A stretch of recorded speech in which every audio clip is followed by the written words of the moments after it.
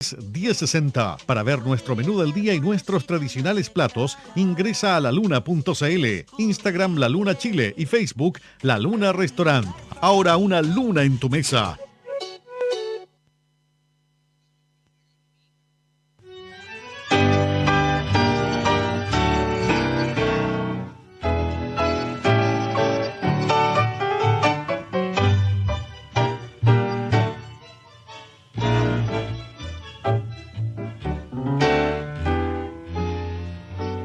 El mundo fue y será una porquería, ya lo sé. En el 506 y en el 2000 también, que siempre ha habido chorros, maquiavelos y estafados, contentos y amargados, valores y doblez. Pero que el siglo XX es un despliegue de maldad insolente, ya no hay quien lo niegue. Vivimos revolcados en un merengue y en el mismo lodo todos manoseados. Hoy resulta que es lo mismo ser derecho que traidor, ignorante, sabio, chorro, generoso, estafador. Todo es igual, nada es mejor, lo mismo un burro que un gran profesor. No hay aplauso ni escalafón, los inmorales nos han igualado. También, profe. Hola, muy buenas tardes en este sábado 10 de octubre del 2020. Este es el programa, su programa político Cambalache de Pingüino Multimedia, uno de los programas más vistos y más escuchados en la región de Magallanes. Y tenemos también personas que nos ven a través de todo Chile, a través de YouTube, y también en forma directa, y también desde Europa, porque tenemos comentarios de gente que desde Alemania, desde Panamá, que de repente me llega el comentario: oye, nos vemos en Cambalache, qué entretenido el programa, qué entretenido don Claudio Morán, don Arturo Storaker, de las opiniones que ellos emiten. Bueno, pero vámonos a la materia en lo que estamos, Claudio y Arturo. Esta mañana cuando vimos la noticia, 302 nuevos contagiados en Magallanes. Realmente una cifra preocupante por la proporcionalidad que significa eso si extrapolamos al resto de Chile o a cualquier ciudad de Europa o del resto del planeta. Realmente es preocupante. Ya no somos un problema nacional, yo creo que nos transformamos en un problema mundial porque esto del cambio de la cepa del virus, que hay una mutación, se ha dicho tantas cosas desde el punto de vista científico, pero nosotros no sabemos quiénes son los científicos que están estudiando el caso en Magallanes. Es como un experimento, los magallánicos nos transformamos en un experimento. Hay un alto número de contagiados por cada 1.000 habitantes, algunos dicen 100.000, pero yo lo llevo a 1.000 habitantes. Trajeron personal de la salud de la capital y de otras regiones para apoyar al personal que tenemos hoy día en Magallanes. Todo el sistema ha ido cambiando, el tema de las cuarentenas también. La subsecretaria dijo que los magallánicos deben usar mascarilla dentro de su casa, que debemos ventilar más las casas. Yo hace un tiempo atrás decían: hoy los magallánicos derrochan el gas.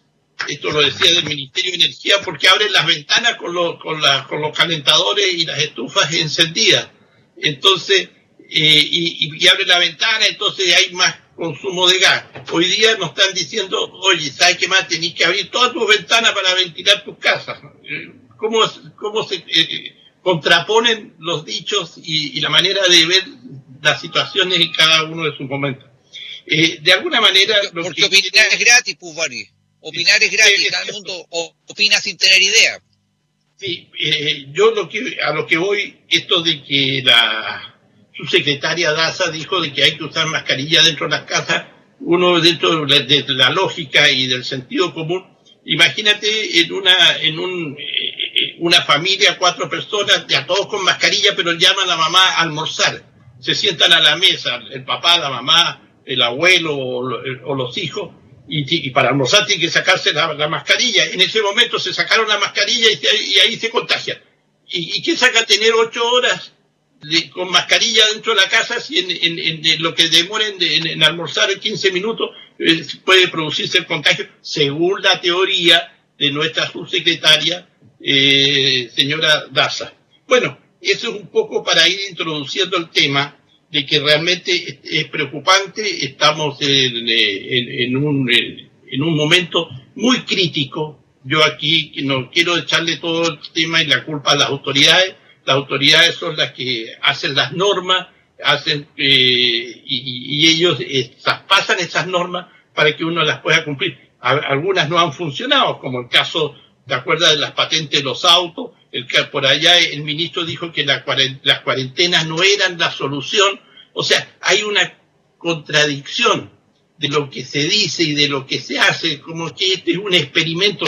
Al final nos estamos transformando los puntarenenses o magallánicos en un experimento para ver qué es lo que puede suceder en Chile a futuro. Porque no me cabe duda que como viene la mano y como están dándose las cosas en Europa, en Santiago, en otras regiones, en otras ciudades de Chile, va a venir como se llama, la segunda ola o la tercera ola, y van a venir más contagios, y vamos a ver si realmente Chile está preparado para soportar lo que puede venir si la gente no es responsable, no es disciplinada frente a cómo combatir este virus. Arturo, partamos por Arturo y después Claudio. Mira, yo soy convencido que nosotros, más que observarnos a lo que pasa en Santiago, lo que está haciendo Santiago, nos debemos enfocar en lo que pasa en los países que están en la segunda ola y lo más parecido a nosotros, los que viven mayor crisis, como España.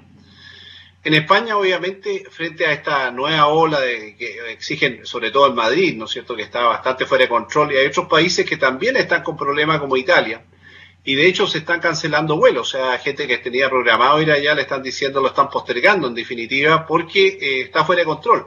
Entonces, yo creo que las medidas que uno ve ahí y la resistencia que tienen los confinamientos son muy grandes. Hoy día leí en un periódico de España, que publica un artículo, creo que la ABC, donde 17.000 científicos en el mundo han dicho que este sistema no está dando los resultados y está generando otro tipo de enfermedades más graves, que son las que se dejan de tratar, el cáncer, enfermedades cardiovasculares, etcétera, y que va a venir una oleada, digamos, de fallecimiento y de empeoramiento de los sistemas de salud producto del confinamiento. Son 17.000 científicos, entre médicos, especialistas en pandemia, que están dando una nueva pauta. O sea, lo que podemos decir es que estamos frente a algo que está en desarrollo. Estamos operando mucho de acuerdo a las circunstancias de cómo se van dando. Y Magallanes está enclaustrado en un esquema que viene dictado de Santiago, donde sabemos que el centralismo absorbe muchas de las decisiones.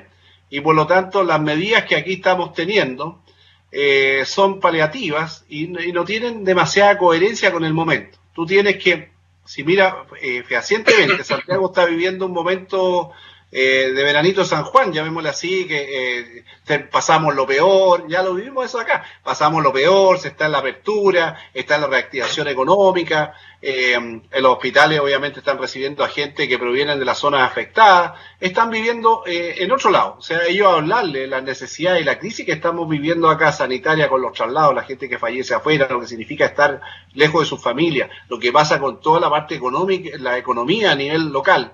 Y por supuesto, ¿qué está pasando en el aspecto social? La gente que cada vez está más desesperada y sale a protestar. Creo que estamos en una sintonía diferente. Yo creo que aquí estamos hablando dos lenguajes y no hay suficientes voces que digan, oiga, ¿sabe? Esto tiene que cambiar fuera de las mesas de trabajo, ¿no es cierto? Que siempre sabemos que la última mesa dice que se cortó, que hubo problemas técnicos, porque empezaron las críticas, porque la gente necesita desahogarse. Entonces vemos que hay una falta de, yo te diría, de analizar adecuadamente el momento, ver qué medidas dieron resultado, que están manejándose bien, ya sea en el aspecto de eso, lavarse las manos, que tú nombrabas, ocupar las máscaras, y qué medidas no dieron resultado, pero hay que complementar. Ahora, si yo quiero aplanar la curva, y que les quede súper claro, si no hay una retribución económica, eso no va a resultar. La gente no va a aguantar, estamos desde marzo así. Y como estamos de marzo, la desesperación existe. La gente que primero empieza a ver la pérdida de su trabajo definitivamente. Nuestros índices empiezan a empeorarse. Entonces hay dos mundos. Lo que pasa en Santiago, que ya no nos compete mucho, el peligro de Santiago es que lo contaminemos nosotros hoy en día. Si este virus se va a Santiago, las tasas serían sumamente altas y obviamente estarían los hospitales colapsados y estarían todos en estado de shock. Pero que Magallanes esté en estado de shock no despierta la misma empatía. Y yo diría que eso hace que las autoridades frente a las medidas se desconecten. La empatía no existe, no logran sintonizar. Y ese es otro problema. Porque las autoridades transmiten mucho, viene el subsecretario y va y hace su movida, ¿no es cierto? Viene después la subsecretaria de RE, hace su propia cuestión, pero la sintonía no está. Se llevan más crítica que beneficio a la avenida, siendo que cuando viene alguien de esa envergadura debería dar pauta y generar una expectativa favorable, no la generan. Hoy día no tenemos en Magallanes una cosa que va a pasar, estamos en la improvisación, como no sabemos, vamos a tener que adaptarnos a un esquema de improvisación permanente. Yo creo que ese es el mensaje que uno puede dar. Si a mí me pregunta qué podemos hacer para mejorar, tenemos que escucharnos nosotros mismos y salir adelante más allá de las medidas aplicadas. Hoy día tenemos que decir en qué estamos de acuerdo, en qué no estamos de acuerdo y cómo nos vamos a llevar. La gente hoy día ya no está haciendo caso, si la gente anda circulando igual. Los permisos, sabemos que hay permisos truchos, sabemos que hay reuniones sociales, sabemos que las pesqueras están moviendo a la gente, y no las pueden dejar botadas en los centros. Los pesqueros también están bajando y evacuando gente con COVID. O sea, aquí estamos en otro mundo. Y ese mundo no lo veo cercano a las directrices de Santiago. Y la autoridad tiene yo diría, el mayor peso en tratar de vender o tratar de decir, oiga, ¿sabe? Esto es lo que piensa nuestra comunidad, esto es lo que piensan nuestros especialistas, fuera de descubrir un virus, ¿no es cierto? ¿Qué significa eso? Que el 5% del mundo lo tiene, otro no, es algo casi inédito. Estamos en una situación muy crítica y lo peor es que seguimos esperando instrucciones de Santiago y hay por supuesto, gente que viene, pero vemos que la cosa sigue en mal estado. Yo creo que las mesas de trabajo son fundamentales para hacer una especie de tener un feedback. ¿Cómo está sufriendo la gente, la que tiene olla comunes? Ahora veíamos que el ejército o la aviación estaban checando agua en sectores poblacionales. O sea, hay una crisis oculta. No hemos transparentado nuestra realidad. Yo creo que hay fallas sucesivas en el modelo comunicacional, malo. El modelo de ayuda directa, malo. El modelo de salud está colapsado y decimos que todavía quedan camas, pero está colapsado la gente, no la cama. Sí, entonces hay mucho problema que requiere un cambio de switch. Esto hay que decir, oye, hemos hecho cosas bien, hemos hecho cosas mal y nosotros tenemos que mirar a los países que no son exitosos, porque decir, oye, tenemos que ser como Suecia, tenemos que ser, eso tiene otra disciplina, tenemos que ser más lo que son otra idiosincrasia. Yo creo que España nos está dando, es un indicador sumamente potente. Creo que por ahí va la cosa y veamos qué podemos hacer. ¿Cuál es la opinión de Claudio sobre este tema? Es parecida a la que siempre he dado. El ámbito se llama pandemia. En consecuencia, yo creo que estamos cometiendo el grave error de mirarlo esto con un criterio regional y nacional. La segunda ola que está en Europa llegó a Chile. Probablemente entró por acá. Está llegando a la región metropolitana. En los últimos días están subiendo los contagios. Está subiendo la positividad de los test. Pero Chile tiene un problema que para enfrentar la pandemia es tremendamente grave. El lema aquel que de esta salimos todos, o nos salvamos entre todos, ya no le veo fe.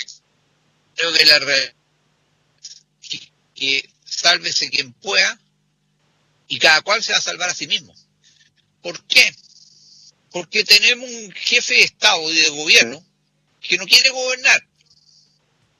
Yo lo veo haciendo, por ejemplo, un discurso mientras afuera llueve copiosamente sobre la seca del desierto. Es decir, habla lo que quiere, se refiere a lo que quiere. No sintoniza con la realidad que se está viviendo. Con el respeto que me merecen las personas del espectro autista, es un autista político. Y desgraciadamente, este esquema se refleja primero en su gabinete. En la práctica del gabinete son todos suches del presidente. Nadie aporta, menos alguien le va a parar los carros y le va a decir, presidente, déjese de hacer embarradas, por no decir otro nombre. Y ahí para abajo. subsecretario, intendente, piñeritos nomás. Entonces, cero iniciativa. Yo veo, por ejemplo, esta semana vinieron los dos subsecretarios, y Arturo Zúñiga con cara de mucha preocupación, y después Paula Daza dando el reporte diario desde la zona franca. ¿Y por qué no lo hizo desde la calle Bories? Para que el país vea y el mundo vea la miseria que vemos en Punta Arenas, la fealdad del centro de Punta Arenas destruido y arruinado. No, prefieren no mostrarlo. Muestran lo que quieren mostrar, dicen lo que quieren decir. La comunicación con la comunidad, si alguna vez la hubo, se perdió hace mucho tiempo. Entonces, ¿a qué están jugando en este momento? Aquí en Punta Arenas. Dictaron una serie de medidas. Primero las dictaron, después retiraron el oficio. Acuérdense el oficio del 25 de septiembre. Después dictaron prácticamente las mismas, que son las que están vigentes de esta semana.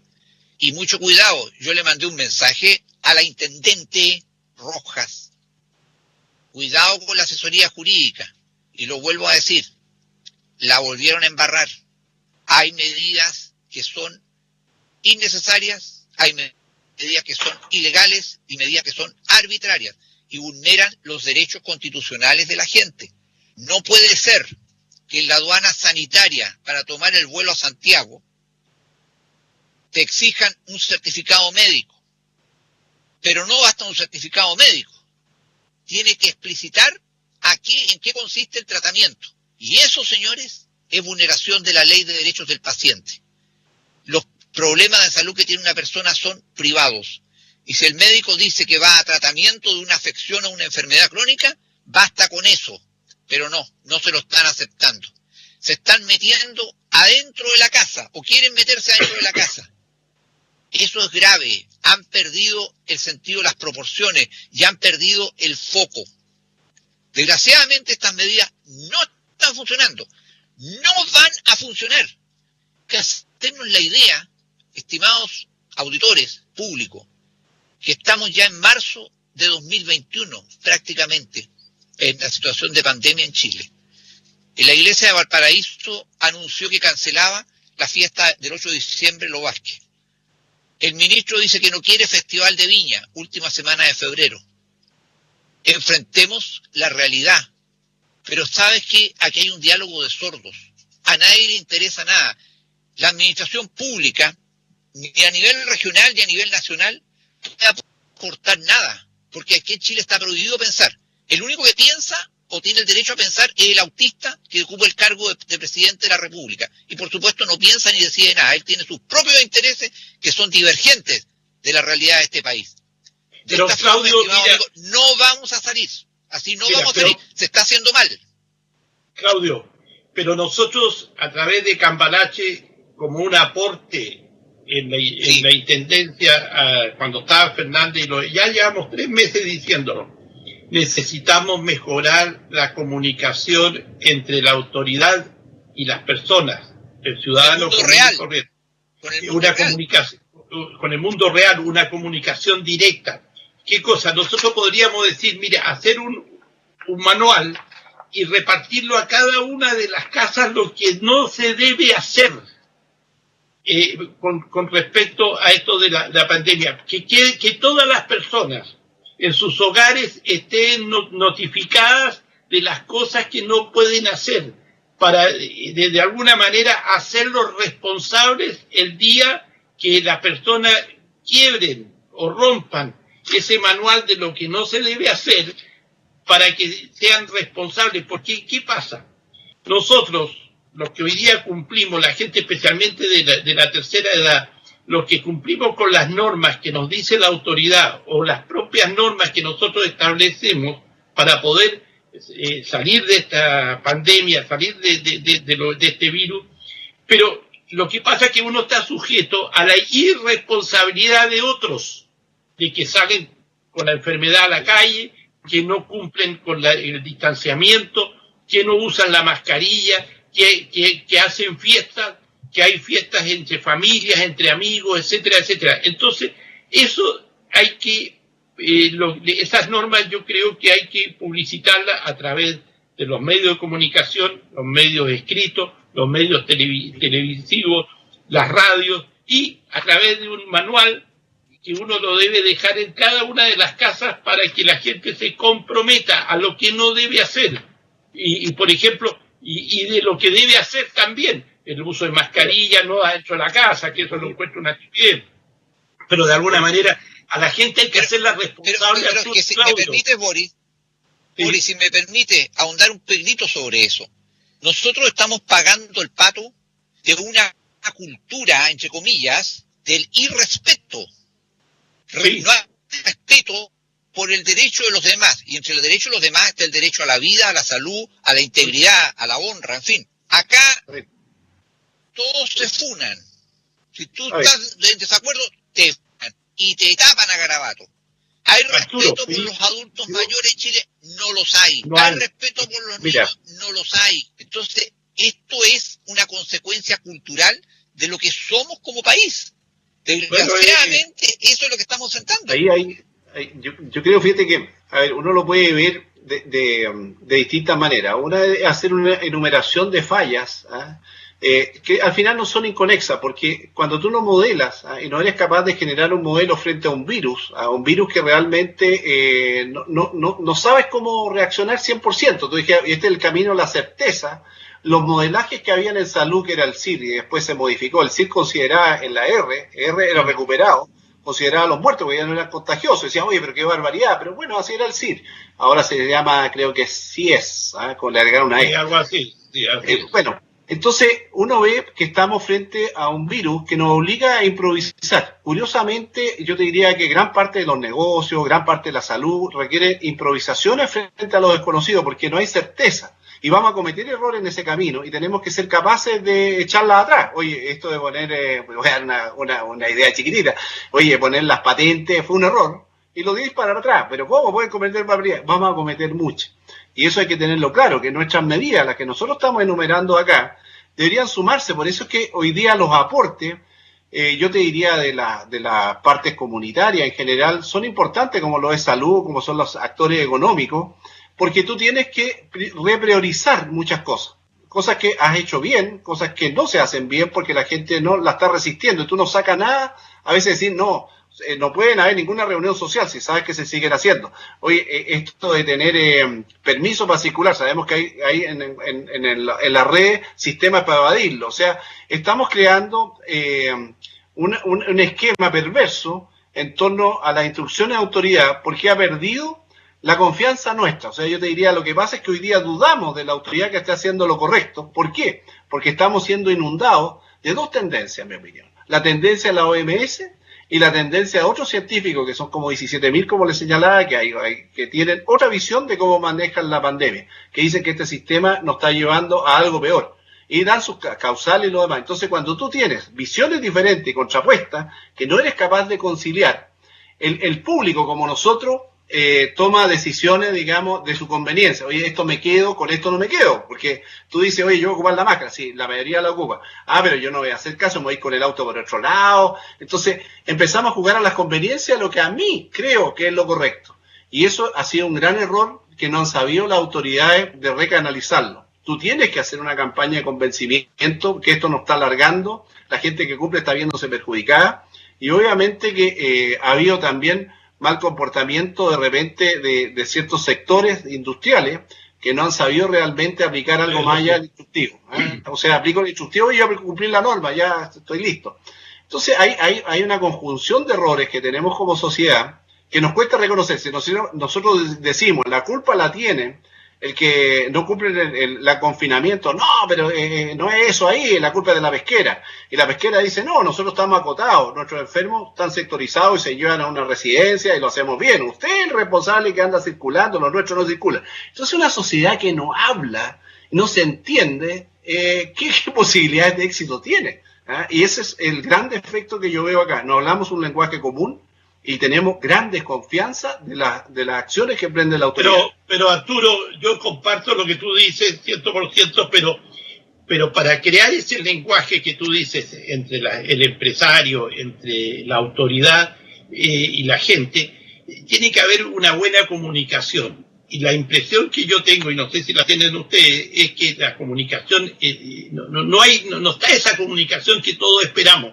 Y para ir cerrando el tema, porque nos vamos a ir a otro tema, yo a lo que voy y le digo a la señora intendente, señora Rojas, preocúpese de comunicar a la gente, de educar, de hacer que la gente entienda por qué.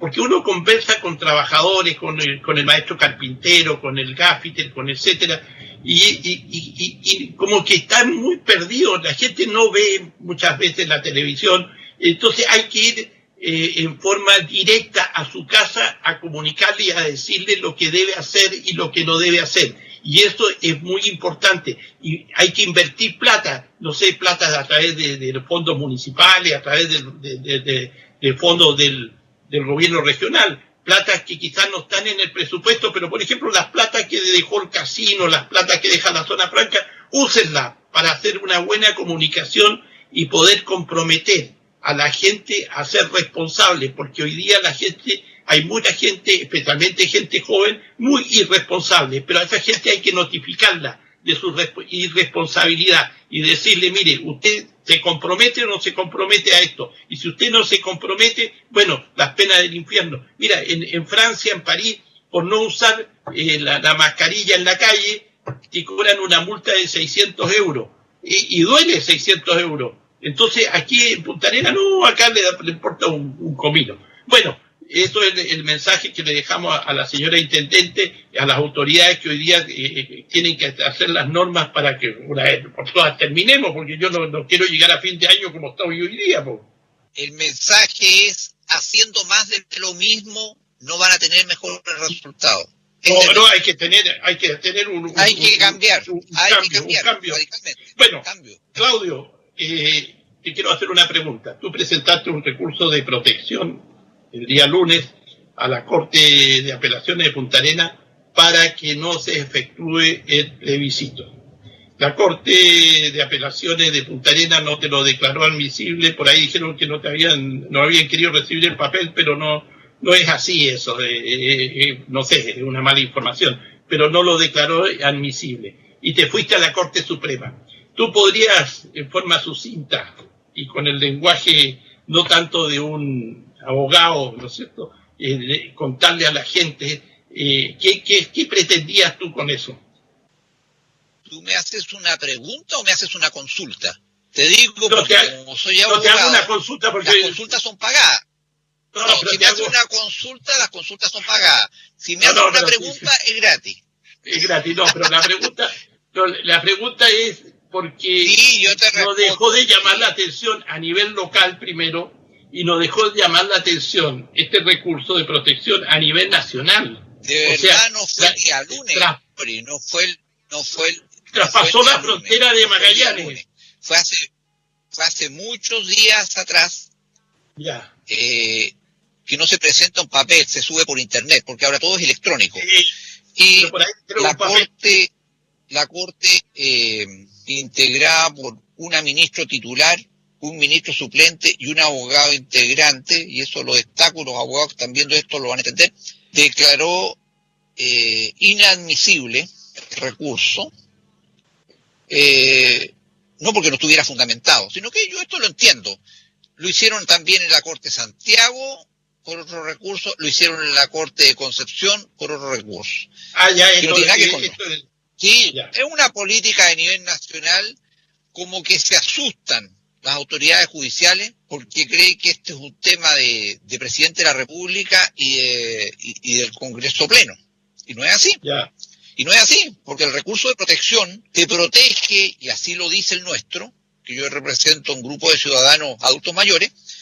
El recurso de protección es eso, proteger tus garantías constitucionales más básicas. No puede un juez excusarse, y los ministros son jueces, de que mire, este es un asunto que escapa a nuestra competencia. Yo le voy a decir al ministro, mire, en pocos días más corro riesgo de perder la vida. Ah, mire, pero es que esta resolución la dictó el Congreso y el presidente, entonces no. Cuando tú invocas la protección del letrado, el letrado no se puede excusar y tiene la potestad suficiente para impedir el acto que vulnera tus derechos básicos. Pero desgraciadamente en Chile, no quiero calificar las razones, pero no se quiso considerar y me la mandaron después de muchos días, pues se demoraron muchísimo, a la Corte Suprema en apelación, y la Corte Suprema la va a tener que ver en cuenta, espero que el martes o miércoles, a todo reventar. Y el planteamiento es muy simple. Resulta que tú ves por la televisión la publicidad nacional del CERVEL, que es falsa. El CERVEL te dice, primero te dice, escojamos el país que queremos. Aquí no hay elección, no estás escogiendo nada. Segundo, plebiscito seguro. Y resulta que todas las medidas sanitarias del CERVEL carecen absolutamente, y tengo el documento que lo prueba, porque se invocó por ley de transparencia, no hubo ni una asesoría técnica ni científica en la elaboración de las medidas de seguridad del CERVEL para el día del plebiscito, y el mismo CERVEL ha dicho que equivale como a ir a comprar a un supermercado, y eso es una grandísima mentira. De partida, bueno, reconocen tácitamente que copiaron de la cartilla de seguridad de un supermercado, pero resulta que tú no vas, ni vas a estar en un supermercado más de 12 horas. Los vocales de mesa y otro personal van a estar más de 12 horas metidos en el local. Tercero, y hablemos de la pandemia, veamos lo de nivel mundial. Es un hecho de la causa que una de las vías de contagio es la vía aérea, los aerosoles. Este mito que inventó la OMS al principio, de que tú hablabas y entre metro y medio caía el virus al suelo. No, el virus se ha comprobado, flota en el aire y flota por varias horas. Y tú te puedes imaginar la cantidad de virus que se va a juntar en un local de votación cuando centenares de personas hayan entrado durante horas. Va a estar en todas partes, en el aire, en el piso, en los muebles, en todas partes. Las estadísticas te dicen que hay un número importantísimo de personas. El informe te muestra la cantidad de contagiados, pero no te muestra cuántos están contagiados sin saberlo y sin haber sido testeados. Va a haber una cantidad impresionante de personas que de muy buena fe van a ir a votar y van a estar contagiados y no lo van a saber. Tanto así que un ilustre vecino de esta región, don Alfonso Campos, hizo un cálculo en una publicación, dijo, de cada 2 mesas va a haber un vocal o un apoderado que esté contagiado y no lo sabe. Y ahí tienes el vector de contagio. Si cuando la mascarilla se satura, los aerosoles pasan al ambiente y flotan durante horas. Eso es un hecho cierto. Incluso veía hoy día un reportaje en la televisión nacional que mostraba a los buses como un foco de contagio. Y cómo en Santiago se está produciendo el problema de que los buses no pueden mantener la distancia adentro. Si un bus tiene 25 metros cuadrados, por ejemplo, no puede haber más de 25 personas adentro, y hay más. Y el ambiente por horas está lleno de aerosoles con virus. O sea, hay una situación, compáralo con un avión, Claudio, de riesgo real. Aquí, levantar la cuarentena por un día, porque eso es lo que te va a tener que hacer. Tienes que cortar los cordones sanitarios. Hay personas que tienen que cruzar a otra comuna.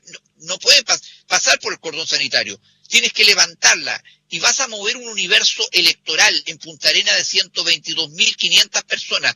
Todo en un día. Más acompañantes, más de todo. Tienes que liberar todo.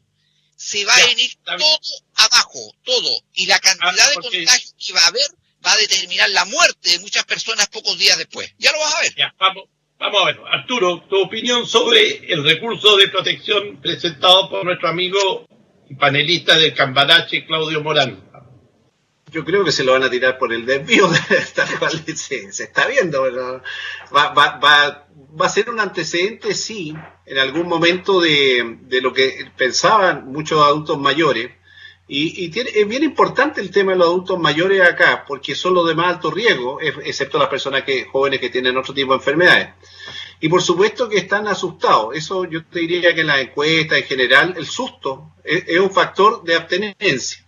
Y la gente en las encuestas, porque no hablo de sondeos que son otra cosa, las encuestas normalmente da entrever, y hay que hacer varios cruces para saber cuánto es el ausentismo real que tú vas a tener producto de esta situación. Y por supuesto que alguien se ve afectado siempre en los números por el ausentismo y el riesgo que conlleva. porque si yo tengo una mamá, ¿no es cierto?, un papá que ya ha tenido enfermedades, no lo va a llevar. Yo hablaba con mi madre el otro día y no quería ir, mi hermana le dijo, pero si al lado de tu casa ahí está el local de votación, vas a tener que ir, mi mamá. Pero hay resistencia al riesgo. Y nosotros también tenemos aprensiones con los seres queridos, porque en nuestra formación obviamente los tendemos a proteger como ellos nos protegieron a nosotros. Yo creo que el recurso de Claudio tiene esa parte humanista, en el fondo de proteger a un sector de la población que es vulnerable y que obviamente se ve afectado en sus derechos. Yo, sin ser abogado, entiendo el problema del adulto mayor. Han reclamado acá muchas cosas el adulto mayor, el confinamiento, la discriminación. Totorrípoli hace poco exclama que lo discriminaron. Entonces, se está tomando conciencia de a poco que es un sector de alto riesgo que tenemos que proteger. Y como lo tenemos que proteger muchas veces, esa excesiva protección o la protección que conocemos hoy día es aislarlo, dejarlo fuera, marginarlo de sus nietos, de su alegría de vivir. Creo que estamos en un problema muy complejo frente a una votación que yo creo que los dados están tirados. O sea, ya quedan 2 semanas, no vamos a cambiar. Pero sí creo que se puede decir lo que uno piensa frente al momento, que quede ahí. Es una gota, pero una gota necesaria. La sensibilidad frente al problema. Arturo y Claudio, ya, yo voy a ir al hecho político. Mira, estamos entrando en tierra derecha en los 200 metros finales, como diría un hípico, para la carrera del plebiscito, para la nueva constitución, entre el apruebo y el rechazo. Yo, desde el punto de vista político, como veo esta situación, este recurso de protección, porque he sabido que Claudio está por el rechazo, pero desde el punto de vista político, hoy día todo el mundo dice que el rechazo va a perder.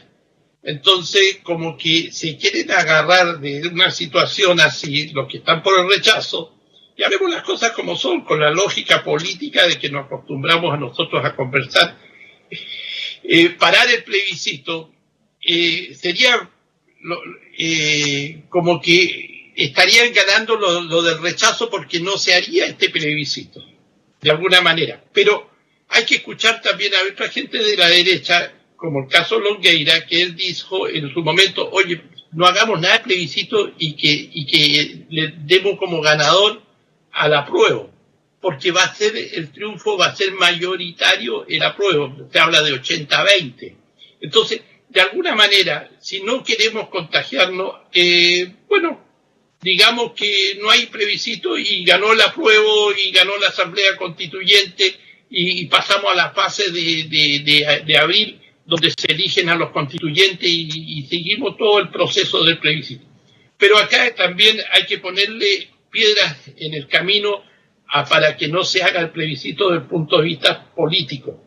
Yo creo que, por otro lado, cuando yo le digo a Claudio, con la amistad que nosotros tenemos, porque una cosa es la amistad y otra cosa es la política, ¿por qué no pone recursos de protección contra LAN Chile o Sky con la cantidad de gente que viene a Magallanes y que también nos puede contagiar? Hay aviones de 300 pasajeros, no sé, que vienen hacinados dentro del avión. Tú me vas a decir que hay un cambio del aire cada tantos minutos, que etcétera, etcétera.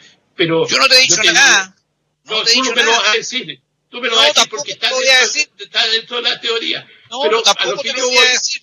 Ya, bueno, no me lo diga. Entonces, de alguna manera, aquí lo que yo veo muchas veces que hay un sector que está por el rechazo y que quiere entorpecer de alguna manera que se realice este plebiscito. El plebiscito yo creo que se va a hacer, porque, a ver, la diferencia de una fila en un banco, en una notaría o en un supermercado versus lo que puede pasar ese día del plebiscito en un colegio donde la gente vaya a votar, si la gente es ordenada, disciplinada y de alguna manera puede cumplir con las normas que le van a establecer o ya están establecidas para que puedan ir a votar. El caso de los vocales, también van a tener mascarilla, van a tener todos los elementos para que no sufran el contagio, que los mismos elementos que tenemos en nuestras casas, en nuestros lugares donde nosotros asistimos, el supermercado o otros lugares. Entonces,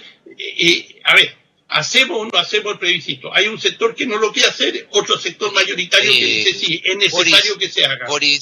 Boris, mira, no rebajemos el nivel de la conversación. No, si lo estoy rebajando.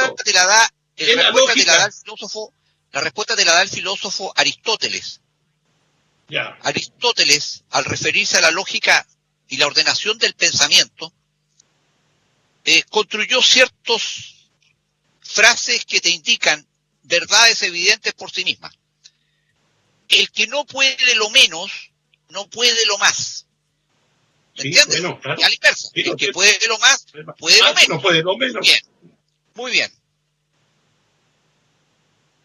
Resulta que con todas las medidas de seguridad, que son las mismas de la cola de los bancos y los supermercados, tenemos hoy día más de 300 contagiados.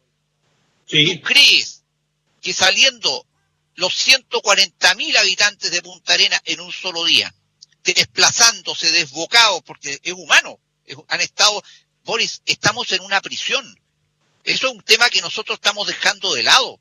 Nos hemos acostumbrado a vivir en una prisión de un régimen semiabierto, en que nos dan un ratito para salir. El toque de queda equivale a la hora en que la prisión tienes que guardarte y apagar las luces. Pero permíteme, no son 140.000. Pero Claudio, déjame un minuto. No, es que déjame terminar la idea, porque son 60.000 los que pueden votar en un término político muy reducido. ¿Qué necesidad tiene este país que se está desangrando de hacer el plebiscito ahora? No puedes hacer celebraciones religiosas, no puedes hacer el Festival de Viña en varios meses más, pero tienes que hacer ahora el plebiscito. ¿Sabes tú qué porcentaje? Y te lo digo por información de hoy día, en la mañana, conversado a Santiago, de los vocales de mesa designados, ¿sabes tú qué porcentaje se ha excusado ya? Un 30%. ¿Sabes tú cuántos se excusaron en el proceso electoral de 2017? El 9%. Y eso te demuestra que va a participar muy poca gente. La gente tiene miedo, porque la gente ha estado sometida y tiene mucho temor de contagiarse, de morir. El 85% de los fallecidos en esta región son adultos mayores. Pero ¿sabes qué? Eso te demuestra que en este país no hay escala de valores. Vale más un miserable acuerdo político que la vida de miles de personas. Los políticos y este gobierno tienen un doble estándar y es asqueroso. Que haya sido capaz de refutarme los argumentos jurídicos rigurosos del recurso que he planteado. Puras consideraciones políticas y ni siquiera eso, porque todos siguen el ejemplo de Piñera, miran para otro lado, como si lloviera. El plebiscito es un acto político.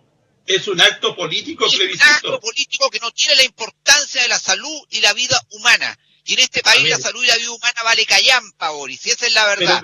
Para un sector, pero Claudio, estamos para en un sector, una dictadura sanitaria. Para un sector no vale nada, pero para un sector mayoritario, que el que va a ganar el apruebo, sí que tiene importancia el plebiscito. Por ejemplo, yo voto apruebo. Para mí tiene hoy día una tremenda importancia el plebiscito, distinto a lo que tú, para el rechazo. Arturo, yo no sé en qué está, pero de alguna manera, de el plebiscito y la constituyente, a mí me dan ciertas garantías políticas de un Chile que vamos a dar vuelta a la página de una constitución que lleva 40 años hecha en dictadura, y con otros elementos. En este programa de discutir cuestiones de contenido constitucional. Ahora lo vamos a hacer. Vamos a empezar a discutirlo, Claudio, el próximo sábado, porque es muy importante. Yo también tengo mis ideas de qué es lo que yo quiero para un Chile distinto. No sé, dime qué es lo que quieres cambiar. Dime qué es lo que quieres cambiar, qué es lo que no te gusta de la norma. Oye, esto me recuerda en su momento. Esto me recuerda a mi época escolar, cuando uno se colocaba así en esta discusión y decía pastilla aumenta para ver si te pegaban en las manos y se agarraban a combo. Es bien divertido, pero yo te digo, la verdad es que hay dos consideraciones. Uno es lo que tú piensas del plebiscito, ¿no es cierto? Y después que piensas la alternativa, el segundo voto que se hace simultáneamente en el acto. Y otro es el tema que el momento es un momento crítico. El momento de pandemia es un momento que te lleva a tener posiciones más que ya políticas, sino lo que te puede suceder y que piensa un sector de la población, que uno dirá que es del rechazo, el acepto. Yo creo que no. El tema del miedo es genérico. Cuando yo he visto las encuestas de las redes, no he visto encuestas de afuera, te dice que el miedo es un tema que está tanto el acepto y el rechazo, y cuánto es, a pesar de ese miedo, van a ir a votar. Ahí cambia un poco el guarismo. Hay más miedo, digamos, en el sector de rechazo a ir a votar que el sector apruebo. Y esos son factores, yo te digo que están en la red, no es decisiva, pero es que el miedo está siendo un tema que va a afectar el proceso, su limpieza. Así como decimos, esto viene de la dictadura, no, que la firmó Lago, no, que él la puso porque no le quedó otra ocasión, y toda una discusión que la verdad no es lo que te va a pesar, sino es cómo va a afectar esto en el largo plazo lo que tú estás haciendo. Cuando tengamos el resultado, por supuesto, hay gente celebrando lo demás, pero siempre va a quedar que fue la constitución del miedo, o va a ser la constitución, digamos, de la pandemia. Va a tener apellidos también. Entonces, el tema de la durabilidad, que te puede tener un acto así, va a depender de cómo estén tus números nomás en el tiempo. Porque después, si un día pierdes tu mayoría en el Congreso, van a decir que esto es espurio, que esto se hizo en un momento que no podía ser. Era un momento que el mundo estaba en una crisis y tú te aprovechaste de las circunstancias, y siempre va a haber un aprovechador y uno va a haber problemas. Chantaje político. Pero mira, Arturo, a ver si tú compartes lo que yo te voy a decir. En Italia hubo una elección hace una semana o 15 días atrás, donde bajaron el número de parlamentarios del Parlamento italiano, el caso de diputados y senadores. Hicieron la elección, fue a votar mucha gente, pero nadie desde Italia y de las informaciones que uno tiene dijo no, porque se fueron, los italianos votaron, en Italia vino una explosión de contagiados, murió mucho más gente. O sea, hay ejemplos de que han habido votaciones, ¿no es cierto?, masivas en otros países, y yo no he escuchado ni he visto a través de la noticia de que de alguna manera pasó lo que Claudio dice que puede pasar aquí en Chile en esto. Ahora, ¿por qué también? ¿Te hago una pregunta, Boris? Me pregunta todo lo que quiere. Sí. ¿Lei parla italiano?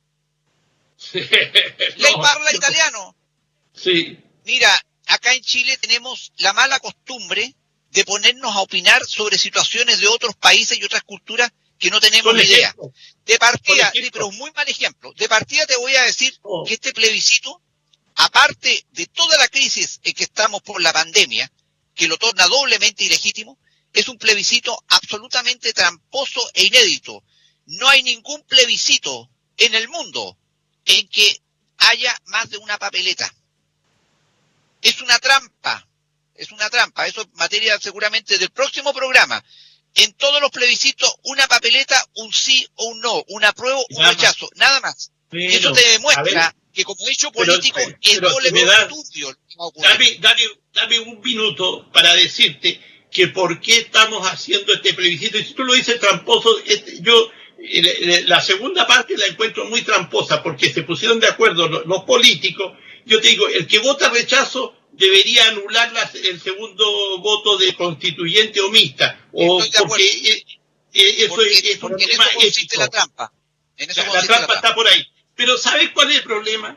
¿Por qué llegamos a todo esto? Porque nuestros políticos, tú ves que la gente no cree en ellos. Los políticos, ellos se han denigrado solos, han denigrado la política. Y ahora, estos mismos políticos... Pero te miro, para pasarle la palabra a Arturo, estos políticos hoy día están destruyendo la democracia. Ya la destruyeron. La democracia es una oligarquía, no es una democracia. Te digo, eso es lo que hoy día a mí me preocupa. Primero, se destruyeron ellos como políticos. Viven en una burbuja del Parlamento y de los partidos. Segundo, destruyeron el concepto de la política, porque la gente no cree en la política hoy día ni en los políticos. Y el peligro es que están destruyendo la democracia, y eso sí que es preocupante. Arturo. Mira, yo te digo lo siguiente, la gente muchas veces la gran motivación de ir a votar algo es porque lo que creen ellos que hay detrás de esa votación. Si tú analizas lo que se creía después del estallido social y lo que han hablado las redes, la gente ya se posesionó que eso arregla ciertas cosas que para ellos son vitales, ¿no es cierto? La salud, la desigualdad, el ingreso, etcétera, lo que eran las prioridades. No siendo así, pero la gente ya posesionó. y por lo tanto medir ese riesgo versus el no ir a votar. Yo te diría que los dados están tirados, te lo dije, o sea, la gente va a ir a votar por las creencias mayormente, porque la discusión que tú ves no ha sido de fondo, sino que es una bastante light. Muchos han dicho que la franja es re mala, que la forma de dar a conocer lo que significa la Constitución o qué afecta y no afecta, como que ha sido sobrepasada totalmente por la expectativa. La expectativa, no nos confundamos, mueve muchas veces la decisión. Después viene la desilusión, pero ya es tarde. La gente está convencida hoy día, y así lo señala la encuesta, que le arreglan los problemas que no se han resuelto por los políticos. Partiendo la salud, la educación, fíjate que son cosas donde el Estado interviene enormemente, porque está diciendo que quiere salud, ¿no es cierto? Bueno, y el Estado maneja gran parte de la salud, maneja gran parte de la educación, te da directrices, todo, pero la gente cree que ahí está la cosa. Entonces hay una falta de conocimiento tremenda, y eso hace que la gente vaya motivada, porque aquí yo voy a tener salud realmente, voy a tener una jubilación digna, que no tiene nada que ver, porque ese no es el tema central de una Constitución. Podrá estar dicho muchas cosas, pero son las leyes finalmente las que priman. Entonces va a ser muy interesante ver qué pasa. Claudio, ¿tienes algo más que agregar? Que nos jodimos como país nomás, po, amigo Boris. Desgraciadamente esa es la realidad de lo que estamos viviendo y de lo que vamos a vivir después, porque, mira, el 25 de octubre, la verdad es que el plebiscito no resuelve nada. Es un plebiscito absolutamente tramposo, no solo por la papeleta, porque de partida el gran gestor de él, que es el señor Piñera, el turbio Piñera, ya dijo hace un mes atrás, y dijo Víctor Pérez, su ministro del Interior, el títere que tiene ahí en el Interior, si la Constitución la vamos a cambiar de todas maneras. Entonces, ¿qué se discute en el plebiscito? Nada más que el dar legitimidad a toda la destrucción institucional que estamos viviendo. Si en realidad el poder en este país lo tiene la izquierda. Mira, el poder ejecutivo es de izquierda, el legislativo es de izquierda, el poder judicial, por lo menos a nivel de Corte Suprema, fundamentalmente la mayoría de los ministros son de izquierda y políticamente han manifestado su opinión en favor del proceso del cambio constitucional. El Contralor General de la República es de izquierda, el Fiscal Nacional es de izquierda, el Tribunal Constitucional te ha hecho pedazo. Al final, prácticamente lo único que va quedando hasta el momento, ¿qué de malo tiene que sean de izquierda? Instituciones son las Fuerzas Armadas y Carabineros y la PDI, nada más. Ya, pero ¿qué tiene de malo que esa gente sea de izquierda? Yo quisiera que me des una explicación, que qué tiene de malo que la gente que es de izquierda sea de izquierda. ¿Qué tiene de malo para ti? Pero para la gente de izquierda, qué bueno que sean de izquierda. Si acá el problema es que mira, Boris, las condiciones en que está el país. Podemos analizar. Yo sostengo, Boris, que tú quieres ser de izquierda, pero tú eres de derecha, güey. Siempre te lo he dicho. Amistosamente siempre te he dicho que tú eres de derecha porque representas valores propios de la derecha. De partida tú eres muy trabajador y los izquierdistas son flojos. Si esa es la verdad. Y viven chupando en la sangre y la vida al Estado, no trabajando. Entonces tú eres de derecha, pero bueno, eso no importa. Yo soy un tipo de convicciones. A mí no me importa lo que digan la mayoría o no. Yo me juego por convicciones. Pero la izquierda ha fracasado en todos los países del mundo, en todos. Me dan en los últimos 2 minutos que nos quedan 3 de programa, no puedo dejar de no tocarlo. El tema de que hoy día las manifestaciones que estamos viendo en Santiago realmente nos están llevando al caos, la destrucción otra vez de la Plaza Baquedano. En otras ciudades de Chile se están destruyendo el centro de las ciudades. Ese lumpen que hoy día cree que está protestando y no está protestando, lo que está haciendo es destruyendo. Pero ¿qué pasa?